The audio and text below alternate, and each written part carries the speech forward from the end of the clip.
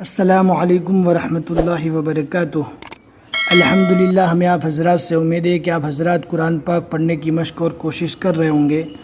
اللہ پاک آپ کی کوششوں کو قبول فرماوے اور مزید ترقی عطا فرماوے۔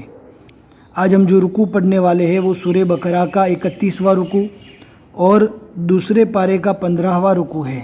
بہت ہی آسان ہے، ہم پڑھیں گے، آپ کو دھیان سے سننا ہے، سمجھنا ہے، اور آپ کو بھی الگ سے بیٹھ کر قرآن شریف کھول کے گھر پر یاد کرنا ہے۔ جو بھی بات اگر آپ کو سمجھ میں نہ آوے تو جا کر پلے لسٹ میں چیک کر لیجئے، انشاءاللہ آپ کی ضرورت کی ساری چیزیں پلے لسٹ کے اندر ضرور ملے گی۔ اب ہم پڑھتے ہیں، آپ کو دھیان سے سننا ہے۔ اعوذ باللہ من الشیطان الرجیم، بسم اللہ الرحمن الرحیم۔ اب جو ہم پہلی آیت پڑھیں گے اس میں صاد لام یا اور جیم دونوں کی نشانی ساتھ میں جمع ہو گئی۔ ہم نے اس سے پہلے بھی بتا دیا کہ 16 یہ نشانی ہے ملا کر پڑھنے کی، کہ یہاں پر ملا کر پڑھنا چاہیے۔ جیم میں اشارہ کرتا ہے اس بات کی طرف کہ آپ کو یہاں پر رکنا چاہیے۔ اب نہ رکنے کی اور رکنے کی دونوں نشانی جمع ہو گئی تو آپ کو کیا کرنا ہے، ہم نے اس سے پہلے بھی بتا دیا کہ آپ چاہے تو ملا کر بھی پڑھ سکتے ہیں، اگر آپ چاہے یہاں پر رکنا تو رک بھی سکتے ہیں۔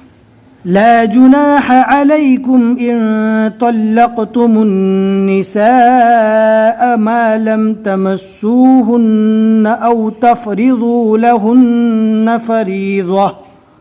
ہم کو رکنا تھا، ہم رک گئے، اگر آپ کو ملا کر پڑھنا ہے تو ملا کر بھی پڑھ سکتے ہیں۔ ومتعوہن، دوسرے نمبر کا جو نون ہے اس کے اوپر جزم لگا کر آدھا پڑھنا ہے۔ علی الموسع قدرہ وعلی المقتر قدرہ متاعا بالمعروف حقا علی المحسنین۔ یہاں پر رکنا جائز ہے، رکنا چاہے تو رک بھی سکتے ہیں، ملا کر پڑھنا چاہے تو ملا کر بھی پڑھ سکتے ہیں۔ ترجمہ میں، میننگ میں انشاءاللہ کوئی فرق نہیں آئے گا۔ وَإِن طَلَّقْتُمُوهُنَّ مِن قَبْلِ أَن تَمَسُّوهُنَّ وَقَدْ فَرَضْتُمْ لَهُنَّ فَرِيضَةً فَنِصْفُ مَا فَرَضْتُمْ إِلَّا أَن يَعْفُونَ أَوْ يَعْفُوَ الَّذِي بِيَدِهِ عُقْدَةُ النِّكَاحِ وَأَن تَعْفُوا أَقْرَبُ لِلتَّقْوَى وَلَا تَنْسَوُا الْفَضْلَ بَيْنَكُمْ إِنَّ اللَّهَ بِمَا تَعْمَلُونَ بَصِيرٌ۔ رکنے کی حالت میں دو پیش جزم بن جائے گا۔ جہاں پر بھی آپ وقف کرنا چاہتے ہیں تو وہاں پر وقف کرنے کے قواعد ہے، ہم نے اس کو بھی پلے لسٹ میں ڈال دیا ہے، آپ جا کر دیکھ سکتے ہیں، اور خصوصاً ایکسٹرا پارٹ کو ضرور دیکھیں تاکہ بہت ساری چیزیں آپ کو شارٹ میں سمجھ میں آ جائے۔ ہم نے وہاں پر اچھی طرح سمجھا کر پڑھایا ہے، آپ شاید ہو سکتا ہے آپ کے لیے بہت زیادہ نفع بخش ہو جاوے۔ اور جہاں پر بھی نون اور میم پر تشدید آئے گی وہاں پر نون اور میم مشدد کا ایک الف کے برابر گنہ ہوگا۔ گنہ کہتے ہیں منہ میں آواز کو روک کر رکھنا، ان اس طرح آواز کو روک کر رکھا جاتا ہے۔ حافظوا علی الصلوات والصلاة الوسطى وقوموا للہ قانتین۔ قوف یہاں پر نہیں رکنا چاہیے، اگر رک گئے تو میننگ میں کوئی فرق نہیں آئے گا، لیکن جتنا ہو سکے قوف کی علامت جہاں پر بھی آوے نہیں رکنا چاہیے۔ فَإِنْ خِفْتُمْ فَرِجَالًا أَوْ رُكْبَانًا فَإِذَا أَمِنْتُمْ فَاذْكُرُوا اللَّهَ كَمَا عَلَّمَكُمْ مَا لَمْ تَكُونُوا تَعْلَمُونَ۔ اب دیکھ سکتے یہاں پر واو، الف، یہ اور یہ اللہ کا لام، یہ سب ہم نے نہیں پڑھا۔ وجہ کیا ہے کہ جس حرف پر حرکت نہیں ہوتی اس حرف کو نہیں پڑھا جاتا، اس سے پہلے بھی ہم نے قاعدہ بتا دیا ہے۔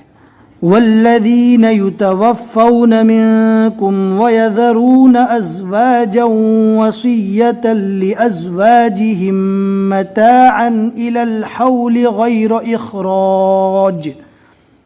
یہاں پر بھی 16 اور جیم والی نشانی جمع ہو گئی، اور اسی طرح اوپر کی پہلی آیت میں آج کے سبق میں ہم نے پڑھ لی، وہاں پر ہم رکے تھے اور یہاں پر ہم نہیں رکے۔ ہم اس سے پہلے بھی آپ کو سمجھا چکے کہ جہاں پر 16 اور جیم والی نشانی جمع ہو جاوے تو وہاں پر آپ کی مرضی، رکنا چاہے تو رک سکتے ہیں، اور اگر ملا کر پڑھنا چاہے تو ملا کر بھی پڑھ سکتے ہیں۔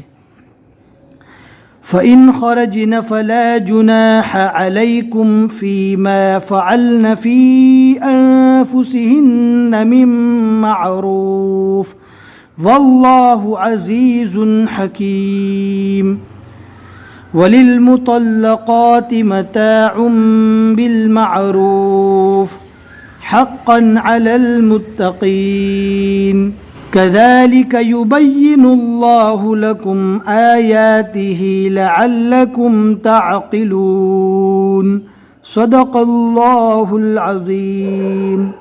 الحمدللہ، ہمیں امید ہے کہ آپ حضرات کو آج کا یہ سبق اچھی طرح سمجھ میں آ گیا ہوگا۔ اپنے دوستوں کے ساتھ ضرور شیئر کیجئے، آپ کا شیئر کرنا ہو سکتا ہے کسی کے قرآن پاک پڑھنے کا ذریعہ بن جاوے اور آپ کے لیے صدقہ جاریہ ہو جاوے۔ بس آج کے لیے اتنا ہی سبق۔ السلام علیکم ورحمۃ اللہ وبرکاتہ۔